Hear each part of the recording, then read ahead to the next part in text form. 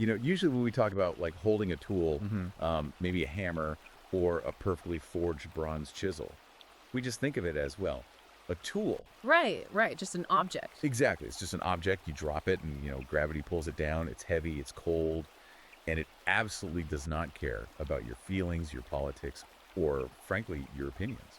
No, not at all. It's bound strictly by the uncompromising laws of physics. I mean, mass, velocity, thermodynamics. Yeah, undeniable reality. Exactly. It's an incredibly simple reality. Like, if you miss the nail and hit your thumb, the hammer doesn't apologize to you. It doesn't, take your intentions into account whatsoever. Right. It's completely binary. But then you step into the world of modern digital culture where everything is curated, where reality often feels like, I don't know, a negotiation of social dynamics, algorithmic feeds, and subjective truths. Yeah, the rules are totally different. They really are. And suddenly that heavy bronze chisel isn't just a tool anymore.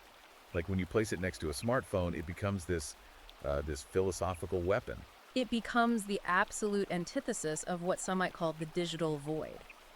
And that tension, between the unforgiving, hard edges of the physical world and the soft, sort of malleable nature of modern digital society, that is the exact battleground we are walking onto today. It is a massive battleground, too. I mean, think about your day to day. You probably woke up to an alarm on a phone you didn't build. Right. You drove on a road you didn't pave, and you might be sitting at a desk sending emails that literally disappear the second the power goes out. We are just surrounded by abstraction.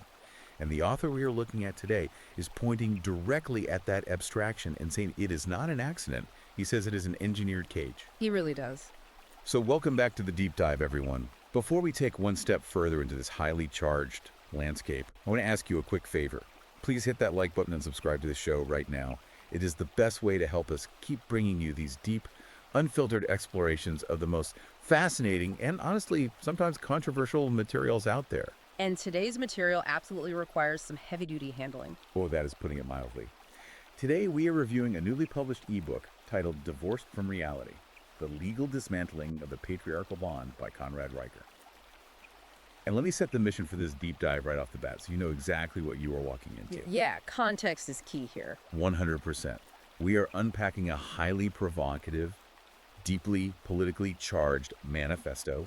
This book was written specifically for a red-pilled manosphere audience.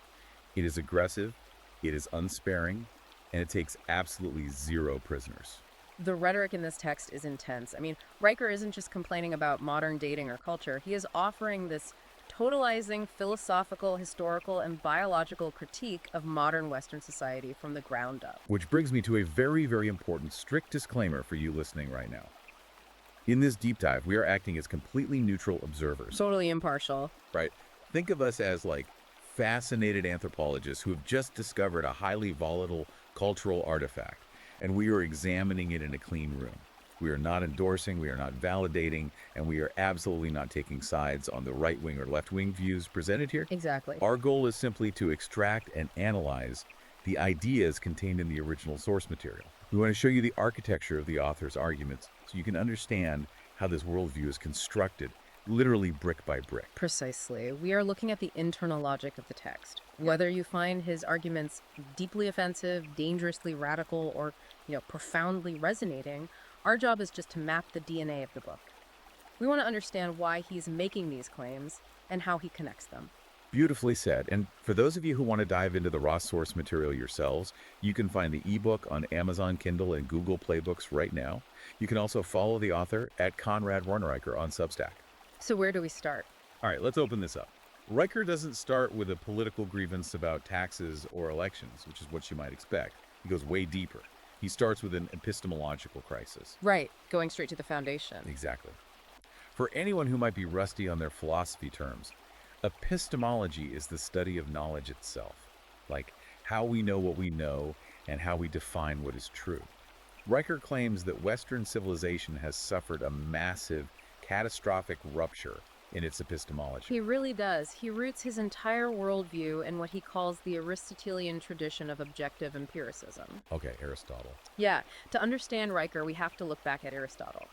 As a foundational Greek philosopher, Aristotle believed that truth is objective and external. It is something we observe, measure, and interact with in the material world. It exists completely outside of human perception. Right, it doesn't care what you think about it. Exactly. Riker points out that this specific intellectual scaffolding, this total reliance on hard, uncompromising reality, is the engine of civilization. It's what allowed human beings to figure out load-bearing arches to build the Roman aqueducts. It's the mathematics that launched the Apollo space missions. And he paints this really vivid historical contrast to drive the point home. He points to the year 1687, when Isaac Newton published the Principia Mathematica. Now, think about what Newton was doing there. He wasn't writing poetry. Far from it. He was injecting raw, terrifying, objective cosmic order into the human mind, the laws of motion. Gravity doesn't care if you agree with it. It doesn't care about your lived experience. It just is. Right, it's undeniable. And then Riker aggressively fast forwards to the 21st century.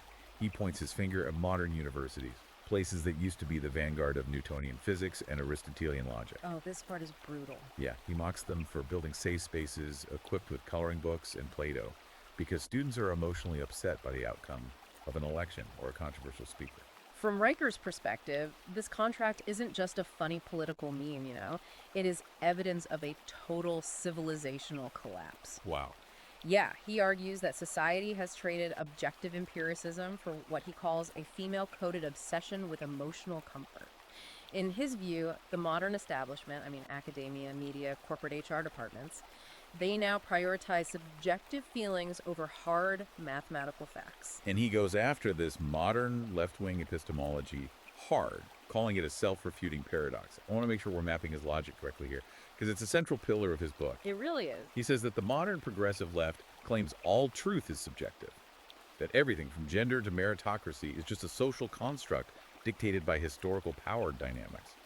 But then, almost in the same breath, they turn around and demand absolute objective compliance to their new moral framework. That is the core of his critique right there. He frames it as a philosophical suicide vest. Like, if you claim that all truth is subjective, then your claim that all truth is subjective is also subjective. Like, logic loops on itself. Exactly. Yet, as Riker sees it, the cultural establishment doesn't treat it as a subjective opinion. They demand you accept their moral superiority as an unquestionable absolute law, and they punish anyone who dissents. Yeah. He argues that this is fundamentally unnatural. You can't negotiate with gravity, and you can't explain to a combustion engine that its design is a patriarchal construct. And yet, It either runs on fuel or it doesn't. so binary. Right. And Riker believes society has forgotten how to build combustion engines and is instead arguing about what the engine's feelings are. But wait, let me play devil's advocate here, or at least, admit some confusion. Isn't sociology also a science? Like, why does he completely dismiss the study of human dynamics? Humans aren't combustion engines. That's a fair We have culture, we have language. Why does he view this shift toward understanding social dynamics not as an evolution of thought, but as a literal infection? That is a crucial question, and it brings us to one of the most fascinating frameworks in the book. He answers that by using a very specific biological concept to explain how this subjective mindset spreads. He brings in evolutionary biologist Richard Dawkins. From his 1976 book, The Selfish Gene. Exactly. In that book, Dawkins introduced the concept of the meme. And we have to be clear here. We're not talking about an internet meme with a funny cat picture. Right, no Doge memes here. No. In Dawkins' original definition, a meme is a unit of cultural transmission. It acts exactly like a biological virus, but instead of infecting cells, it infects minds. It spreads from brain to brain, replicating itself, mutating, and fighting for survival in the cultural ecosystem. Okay, I'm tracking. Riker takes Dawkins' concept and weaponizes it. He introduces what he calls the Dawkinsian parasite.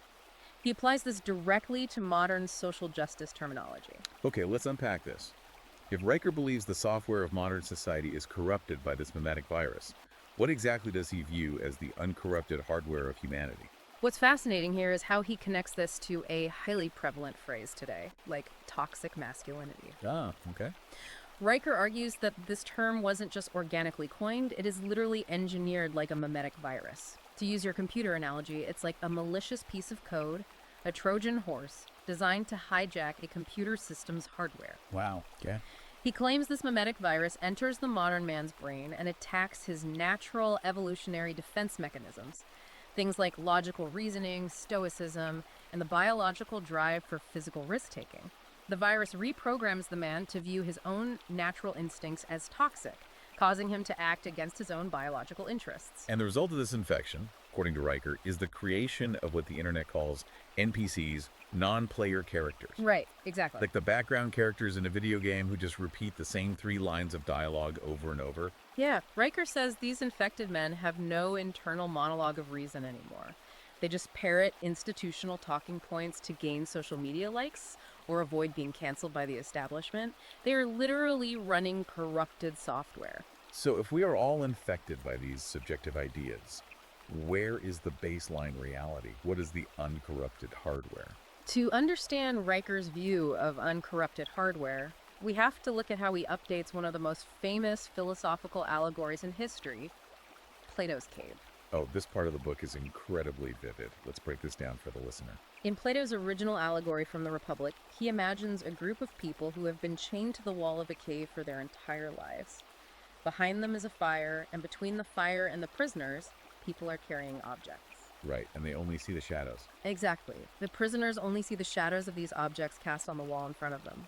Because they have never seen the real world, they believe these two-dimensional shadows are absolute reality. It's a classic allegory. Riker updates this ancient concept for modern times. He calls it Plato's cave of the digital void. He argues that modern men are the prisoners, but instead of being chained to a rock wall, they are chained to glowing screens. Smartphones, laptops, VR headsets. Yes, they are living in a digital void, interacting with pixelated shadows. They are harvesting synthetic dopamine through social media validation, endlessly scrolling feeds, and playing hyper-realistic video games. And crucially, this digital world requires zero physical risk. No actual stakes. Right, there is no real danger, no real friction, and no real triumph. So the uncorrupted hardware is the actual physical universe. Exactly. The uncorrupted hardware is the uncompromising friction of objective physics. It's the dirt, the steel, the gravity, it's thermodynamics, it's the material universe that will literally kill you if you don't respect it. Man, that is bleak. Well, Riker argues that men have been completely divorced from this reality. They think they are fierce warriors because they rage at digital avatars on a screen, completely oblivious to the fact that they are just navigating a synthetic simulation designed by corporations to keep them docile and seated. And if Riker believes our minds are trapped in this digital void, it naturally begs the question of how our physical bodies survive, right? Like, who built the cave? Exactly. And that brings us to his economic theory, which is arguably even more aggressive than his philosophical one. He argues the modern economy is intentionally built to keep us in that cave. The gynocentric factory. Yes, the gynocentric factory. Riker essentially looks at modern global consumer culture and argues that it is not an accident of free market capitalism.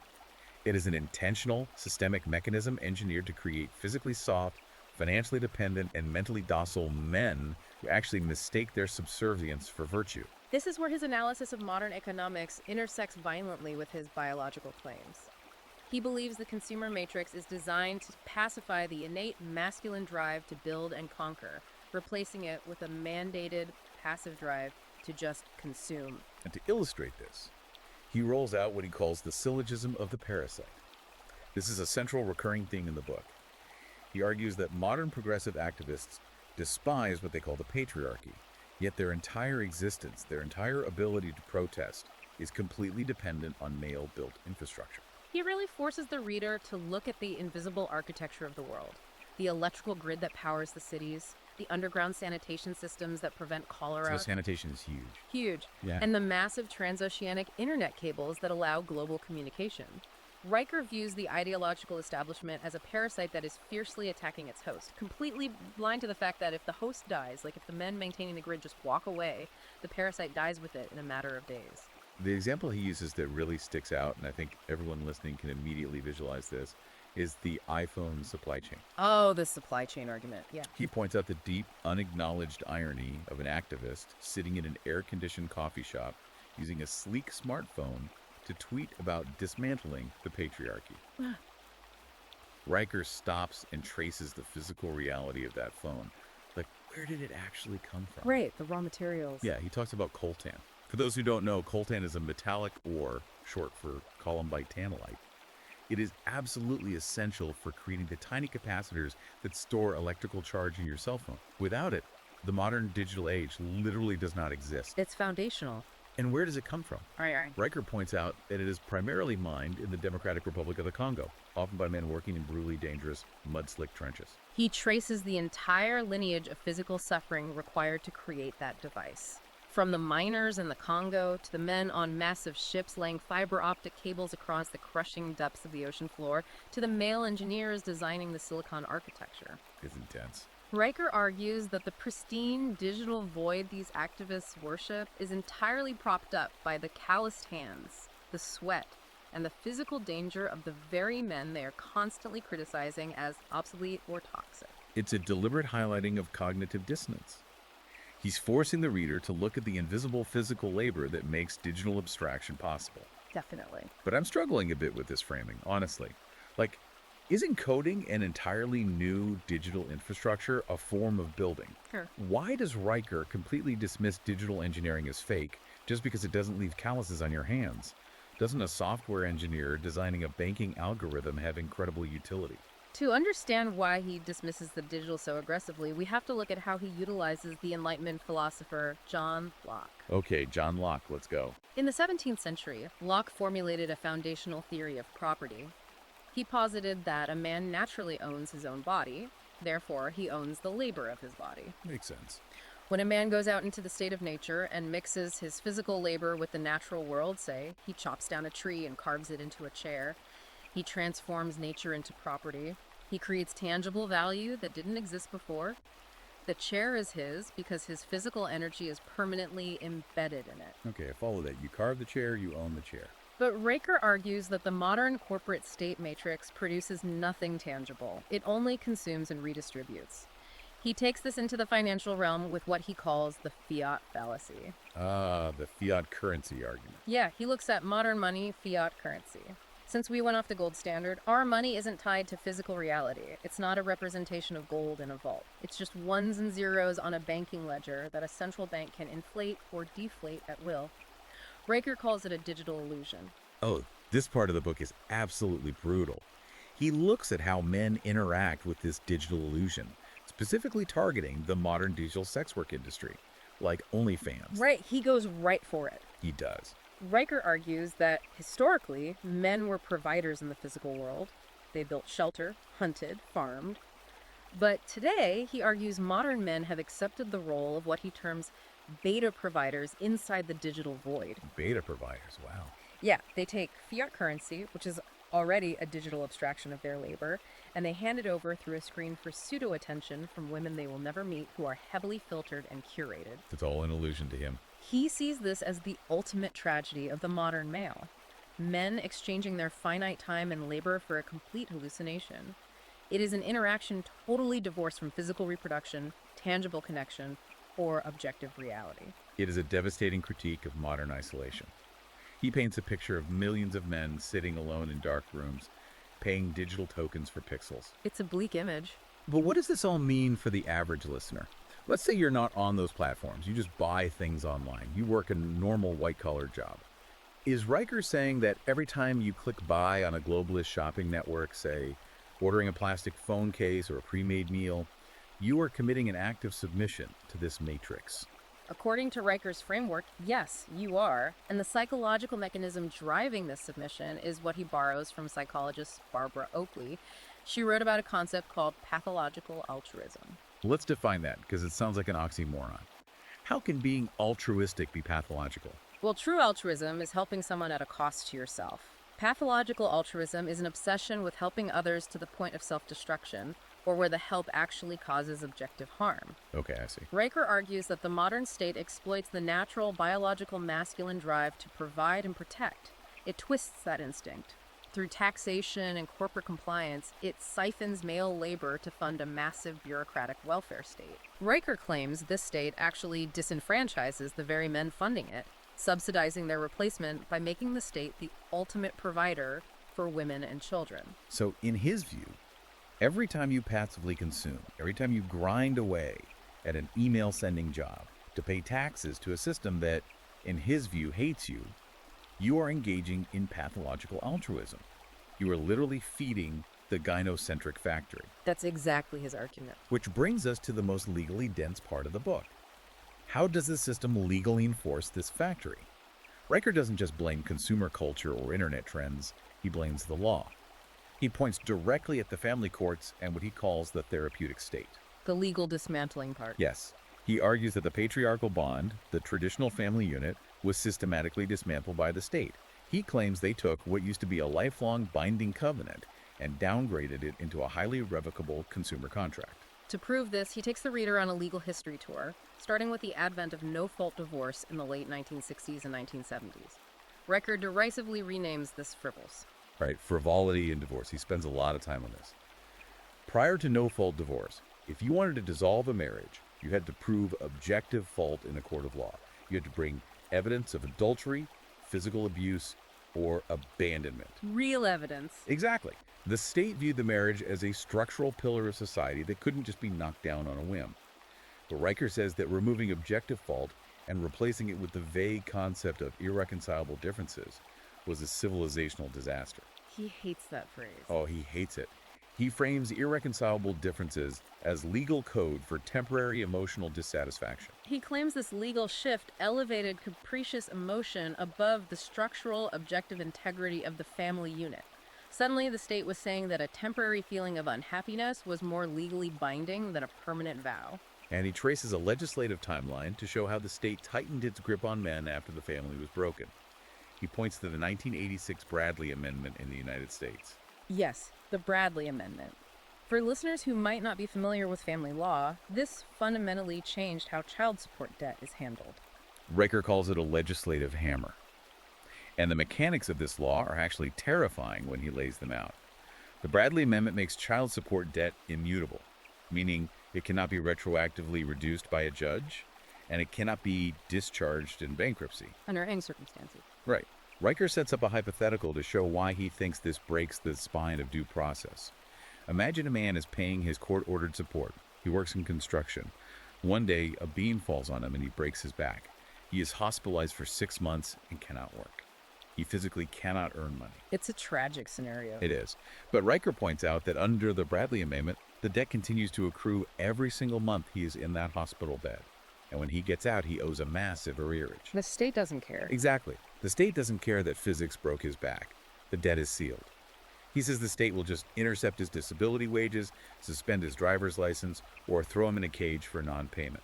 Riker uses this to argue that the state no longer treats a man as a citizen with constitutional rights, but as a tax-paying serf on a plantation. The man is simply a utility to be squeezed, and if the utility breaks down, he is discarded. And from there, he connects this rigid, emotionless financial enforcement in family court to a completely opposite standard when it comes to social law on college campuses. This is a huge pivot. It really is. This is where he brings up the 2011 Dear Colleague letter issued by the Obama administration's Office for Civil Rights regarding campus sexual assault, known as Title IX. This is a critical pivot in his argument about epistemology. Remember his obsession with objective reality. He views this 2011 letter as the absolute destruction of objective due process in America. Let's walk through the mechanics of why he thinks that. Traditionally, in Western law, the burden of proof is on the accuser, and you rely on standard, verifiable evidence. Physical proof, timelines, eyewitnesses. You are innocent until proven guilty beyond a reasonable doubt, or at least by a preponderance of the evidence. Right, the bedrock of the legal system. But Riker argues that the Dear Colleague letter pressured universities to adopt the standard of affirmative consent. He argues that affirmative consent fundamentally breaks the law by replacing verifiable evidence with a subjective psychological state. Let's explain how that shifts the burden. Affirmative consent often requires continuous, enthusiastic agreement throughout an encounter. Riker argues that this requires a man to continuously prove the internal, invisible psychological state of his partner, a state that leaves no physical evidence. Okay, I see where he's going with this. If an accusation is made, the lack of physical evidence of a crime is no longer a defense, because the crime is defined by the absence of an internal psychological feeling of consent. Quick neutrality check here, just a reminder. Remember, we are looking at this as anthropologists examining his architecture. We aren't validating this claim, but we need to understand it. Right, completely neutral. Riker frames this as the law prioritizing female-coded emotional fragility over verifiable reality. He argues that by shifting the burden of proof to the accused to prove they did get continuous consent, which is impossible to prove without a tape recorder, The system essentially mandates that a man is guilty until proven innocent. He views this as the ultimate triumph of subjective feeling over Aristotelian logic. And his legal deconstruction culminates in his analysis of the 2015 Supreme Court decision of Obergefell v. Hodges, which legalized same-sex marriage nationwide. Another massive cultural milestone he reinterprets. Again, anthropologists in a clean room here. Riker claims this decision wasn't actually about equality or civil rights at all. He views it through the lens of ancient Greek philosophy, specifically the Platonic form. Yes, the theory of forms by Plato. Plato believed that behind every object or concept in the material world, there is a perfect, abstract, eternal form or ideal. Okay, the ideal form. Right. Riker argues that for thousands of years, across every civilization, the institution of marriage was anchored in a Platonic ideal that was rooted in the objective, biological polarities of male and female. It was designed to bind those two distinct biological realities together for the purpose of procreation and stability. So when the Supreme Court ruled that marriage is simply an emotional commitment between any two consenting adults, Riker doesn't just see a legal shift. No, he sees a metaphysical catastrophe. He argues that by legally erasing those biological polarities from the definition of the institution, the state engaged in the deconstruction of reality itself. Wow.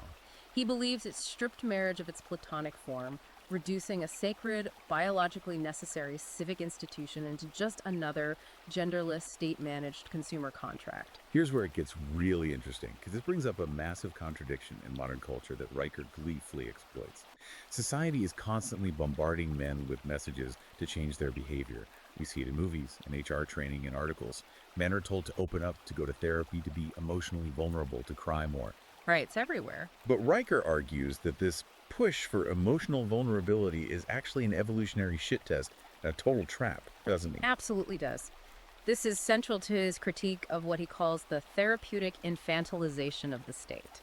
What does he mean by that? How does the state infantilize us? Well, to contrast it, he looks back at traditional Roman law. You had the concept of the paterfamilias, the oldest living male in a household. Under Roman law, the paterfamilias had absolute authority, but also absolute responsibility over his family. The patriarch. Yes. He was logically self-governing, he was sovereign, he commanded respect not through tyranny, but through his demonstrable utility to protect the estate, provide for the family, and uphold the law. So, a functional leader. Exactly. Riker believes the modern legal and cultural system has systematically assassinated the paterfamilias. In its place, the government has stepped in to act as an overbearing surrogate mother. So the state manages citizens like overgrown infants. It tells us what to eat, what words we can use, how to express our feelings. Exactly.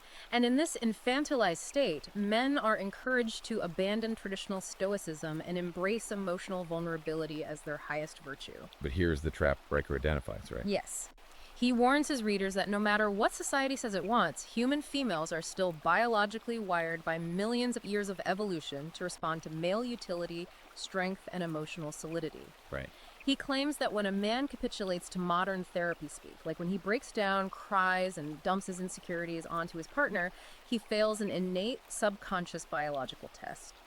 Riker argues this display of weakness actually triggers evolutionary disgust in the partner. He views the societal demand for vulnerability as a weaponized tactic.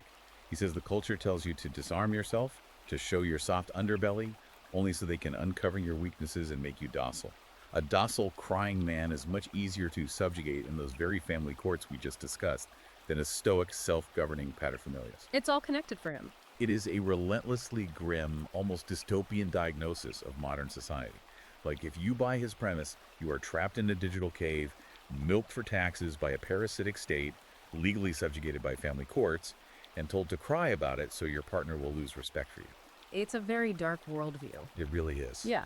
But he does offer a cure. Let's move to the second half of the book, the antidote. Yes, the solution. Riker proposes what he calls the craft of the edge and the theology of the forge. His solution to all this modern digital therapeutic malaise isn't more political theory. It isn't voting for a different candidate. It is a radical return to tangible, kinetic, physical craftsmanship. He argues that true masculinity is a biological absolute, validated by natural selection, not a social construct that can be debated. If we connect this to the bigger picture, to ground the solution, he returns to Aristotle. He brings up the philosophical distinction between two Greek concepts, energia and potentia. Let's break those down. Potentia meaning mere potential, right? like a coiled spring that hasn't been released or a fully charged battery that isn't plugged into a device. It has the capacity to do work, but it isn't doing anything. Correct. Riker claims that the modern digitized man lives his entire life in a state of potentia. Think about it. He sits in an ergonomic chair, he consumes algorithmic feeds, he clicks like or retweet, he agrees or disagrees with podcasts. Ouch. Right. But he never actually executes his will upon the physical world. He is a passive spectator to his own life. So what's energia? Energia, on the other hand, is actualization. It is the relentless execution of will into reality. Riker argues that a man who does not physically manipulate the objective world, who does not impose his will on matter, ceases to exist as a moral agent. He becomes what Riker calls a biological ghost. A biological ghost, wow. Just a specter haunting a cubicle. And the way to escape being a biological ghost is what he calls the craft of the edge. I found his description of this really visceral.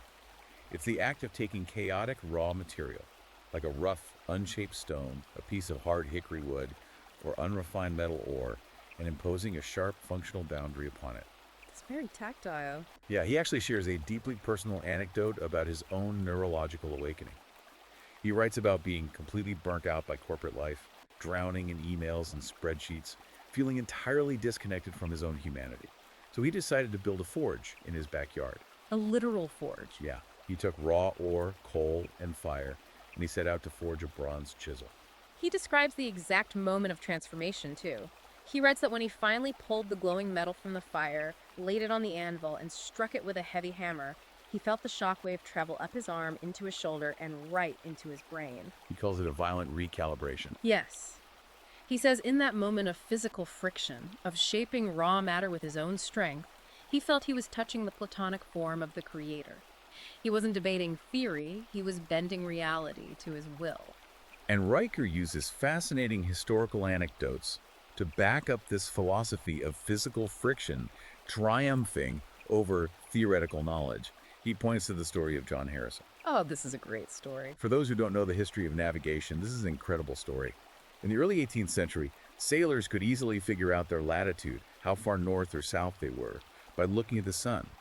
But calculating longitude, how far east or west, was nearly impossible on a moving ship. Which led to absolute catastrophe. Riker highlights the silly naval disaster of 1707, where 4 British warships crashed into rocks because they didn't know their longitude, killing nearly 2,000 sailors. In response, the British Parliament passed the Longitude Act of 1714, offering a massive fortune to anyone who could solve the problem.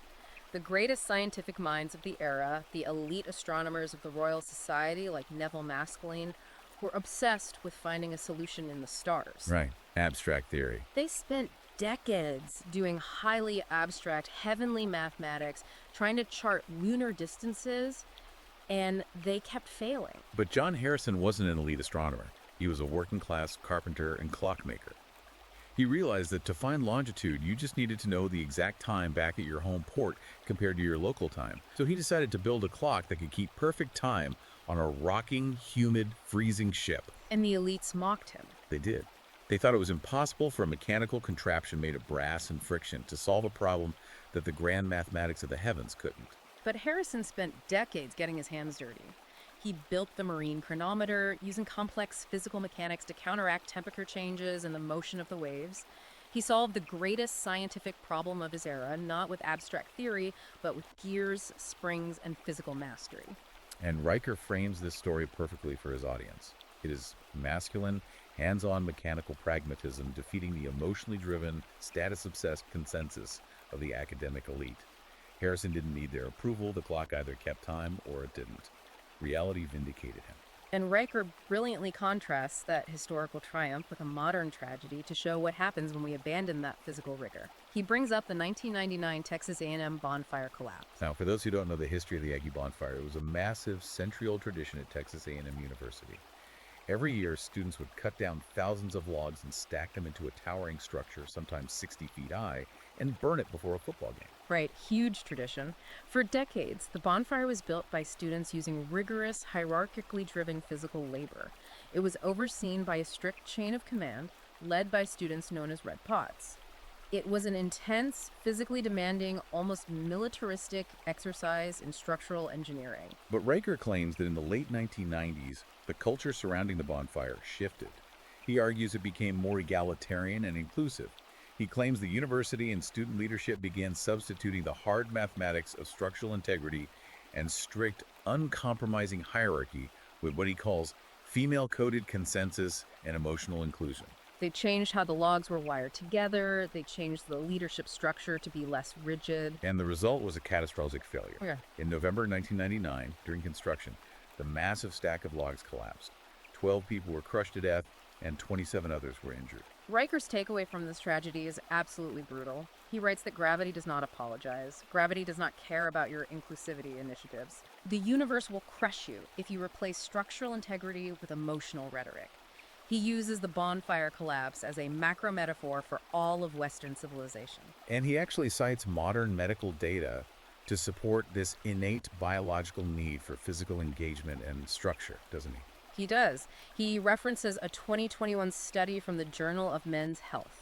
The study showed a direct, measurable inverse correlation between men engaging in manual, traditional crafts like woodworking, metalworking, or engine repair, and the modern epidemic of purposeless anxiety and depression. So working with your hands makes you less depressed. Riker argues the male brain is chemically hardwired by evolution for dopamine release through kinetic achievement.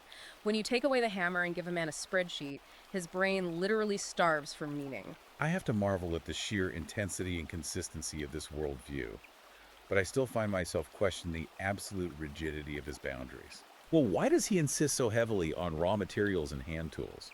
Let's say a guy is a master at a highly complex competitive video game, requiring insane reflexes and strategic logic. Or let's go back to the engineer writing flawless software code that runs the logistical supply chain for a hospital. Right, digital builders. Yeah. Aren't they still exercising extreme mastery? They are using their brains to solve complex problems. Why must it be physical friction, like wood and bronze? Why is software inherently inferior to a wooden chair in Riker's eyes? Well, software, no matter how brilliant or life-saving, still exists entirely within the digital void. It relies on the electrical grid. It relies on servers. It can be deleted with a single keystroke or wiped out by a solar flare. It is ephemeral. Okay, so it lacks permanence. Exactly. Riker is trying to do something much deeper than just give men a hobby. He is trying to combine Judeo-Christian dignity, the theological idea of man as a creator made in the image of God, with the muscular ambition of Renaissance humanism. So it's not just about building something useful. It's about prominence. Exactly. It is about conquering death. He introduces this concept toward the end of the book called the praxa of immortality. The praxa of immortality. That sounds intense. He posits that when a man carves a heavy oak table, or when he fires up the forge and hammers out a bronze chisel, he is literally freezing his rational mind in time and space. He is taking his energia, his vital masculine life force, and embedding it into material reality. So he lives on through the object. Think about an antique grandfather clock built in 1850. The man who built it is long dead, but his precision, his logic, and his physical labor still exist in the room with you. By leaving a physical artifact that his great-grandchildren can touch, use, and rely on 200 years from now, that craftsman is projecting his dominance over entropy. He is defeating mortality. In a way that a line of software code simply cannot achieve according to Riker's framework. That is a profound, almost religious devotion to the physical object. It frames craftsmanship not as a weekend chore, but as a spiritual rebellion against death and digital decay. Right. Which leads us directly into his ultimate conclusion. The call to action. Right. Riker doesn't just want you to take up woodworking on the weekends while keeping your corporate job. His final call to action is a complete, uncompromising withdrawal from the mainstream economy. He urges his readers to ruthlessly audit their lives and intentionally starve the gynocentric factory of its fuel. He wants a quiet strike. And he specifically targets the gig economy, which he views with absolute contempt. Things like driving for Uber, delivering for DoorDash, or doing Amazon Flex. Yeah, he really hates the gig economy. Society often pitches these jobs as hustle culture or entrepreneurship. You're your own boss. Yeah. But Riker strips that away. He doesn't see it as entrepreneurship at all. He calls it digital welfare. Digital welfare. He says it keeps men physically weak, sitting in cars all day, and financially dependent on an algorithm they can't control. They aren't asserting their will, They're acting as branded, disposable serfs delivering fast food to other people trapped in the digital void. He demands his readers retreat from these systems entirely. He also demands a radical financial retreat. He advises his audience to execute a complete conversion of their wealth. He wants them to take their fiat currency, which, again, he views as easily confiscatable digital illusions controlled by central banks, and convert it into untouchable physical assets. Right. He wants his readers holding things that exist outside the digital tracking of the banking system. Oh. Precious metals like gold and silver, Yeah. arable land, hand-forged tools, ammunition. Tangible things. He says when you hold a gold coin in your hand, or when you stand on 5 acres of timberland that you cleared with your own machinery, you hold reality. And that reality is the only way to generate what he calls the thermodynamics of respect. This is one of the most highly original frameworks he introduces in the entire book. He argues that respect functions exactly like the laws of physics. Let's break this down.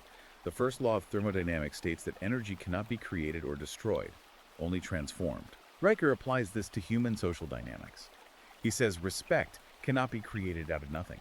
You can't just mandate it. It can't be legislated into existence by a corporate diversity decree, an HR seminar, or by demanding people use certain pronouns. Yeah. Respect, true biological respect, has to be transferred through kinetic work.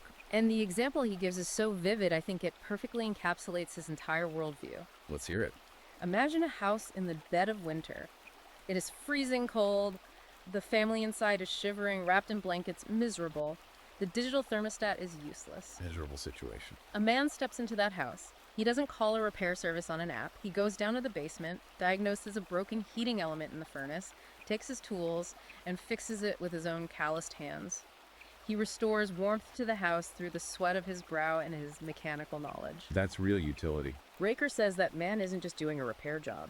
He is transferring raw physical energy. He is asserting a primordial dominance over the environment that triggers a deep, involuntary biological submission response from his peers and his family. They don't respect him because a piece of paper says they have to. They respect him because he possesses unfakeable utility. And to cultivate that unfakeable utility, Riker tells his readers they must completely abandon modern educational institutions and instead seek out older craftsmen in their local communities. He paints this picture of apprenticeship. He says to find the old guy who runs the local machine shop or the master carpenter, sweep their floors, carry their lumber, exchange your raw physical labor for their accumulated knowledge. He wants to revive the spirit of the Roman collegia. In ancient Rome, the collegia were these fraternal organizations, trade guilds, where men engaged in shared, silent labor. They built tangible value shoulder to shoulder, completely outside the purview of the state or the subversive decay of what Riker views as modern egalitarianism. This raises an important question about the ultimate psychological core of his conclusion. Is he just trying to build better carpenters? So, to put it simply, Riker isn't just telling his readers to get a hobby in the garage, is he? He is advocating for a complete, parallel societal structure built entirely outside the modern digital matrix, correct? Yes, exactly. He is advocating for a parallel structure, but more fundamentally, he is telling his audience to experience a radical psychological liberation. A liberation from what? He is ordering them to stop apologizing for their biological nature. He wants them to actively mock what he calls the paper authority of woke academics and middle management bureaucrats. When an academic cites their PhD in sociology to demand compliance, Riker tells his reader to look at their soft hands and demand to see what they have physically built. Wow, he doesn't hold back. He really doesn't. Yeah. He wants his readers to realize that true liberation isn't found in digital pacifiers, social media validation, or therapeutic coddling. It is found in the brutal, uncompromising, unyielding laws of natural physics. It is a sweeping, unapologetic mandate to reclaim human sovereignty through raw matter. It is a book that demands you look at your hands, look at your life, and ask, am I a builder or am I a ghost? That is the ultimate question he leaves you with. And as we wrap up this incredibly dense deep dive, I want to leave you, the listener, with a final provocative thought to mull over on your own. It's something that extends beyond Riker's text, but feels incredibly relevant given the breakneck speed of the modern world we actually live in. What are you thinking? If Riker believes that human sovereignty, personal dignity, and masculine truth are anchored entirely in the physical manipulation of matter, in the craft of the edge and the friction of the forge, what happens to this philosophy in the next few decades as AI-driven robotics become mainstream? Oh, that's a fascinating point. We are already seeing the prototypes. What happens when a humanoid robot, powered by artificial superintelligence, becomes capable of perfectly executing physical craftsmanship? Like better than any human ever could. Exactly. When a robot can forge the bronze chisel perfectly without ever getting tired, when it can frame a house flawlessly, down to the millimeter, and master complex metallurgy with zero human error, does Riker's definition of male utility survive? If unfakeable utility is the only path to respect, what happens when a machine possesses infinitely more utility than the strongest human being? Exactly. Or will the definition of human purpose have to undergo yet another massive, unpredictable evolution when even the physical world no longer requires our calloused hands? It's the ultimate stress test for his philosophy of energia. If the machine does all the actualization, do we all permanently become biological ghosts? Something heavy to think about next time you pick up a tool or tap on a screen. That is all the time we have for today. Please remember to hit that like button and subscribe to the show so you never miss a deep dive. Thanks for listening, everyone. Today we reviewed the deeply provocative, highly polarizing ebook, Divorced from Reality, The Legal Dismantling of the Patriarchal Bond. If you want to brave the text yourself and see the architecture of these arguments firsthand, you can check Amazon Kindle and Google Play Books to buy the book right now. And you can follow the author at Conrad Riker at Substack. Thank you for diving deep into the friction of reality with us. We'll see you next time.